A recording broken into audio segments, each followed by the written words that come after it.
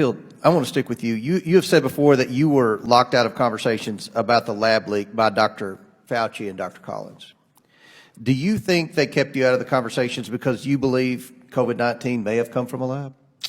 Yeah, I think I made it very clear in January to all of them why we had to aggressively pursue this, and I let them know as a virologist that I didn't see that this was anything like SARS or MERS because they never learned how to transmit human to human, that I felt this virus was too infectious for humans.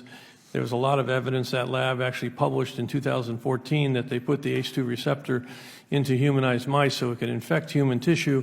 I think, we had to really seriously go after the fact that it came from the lab, and they knew that that was how I was thinking, although I thought we had to go after both hypotheses. And I was told later, I didn't know I was excluded. I didn't know there was a February 1st conference call until the Freedom of Information came out with the emails, and I was quite upset as the CDC director that I was excluded from those discussions. Why would they do this? Because I had a different point of view, and I was told they made a decision that they would keep this confidential until they came up with a single narrative, which I will argue is antithetical to science. Science never selects a single narrative. We foster, as my colleague here just said, we foster debate. Mm-hmm. And we're confident that with debate, science will eventually get to the truth.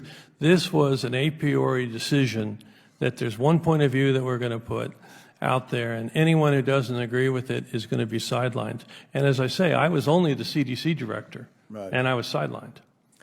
Well, I think Dr. Fauci and Dr. Collins got caught with their hand in the cookie jar.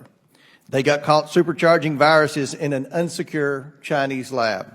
They wanted to push the envelope, and so they got together to cover themselves, cover up their story, and wipe their fingerprints of the virus that has killed more than 1 million Americans.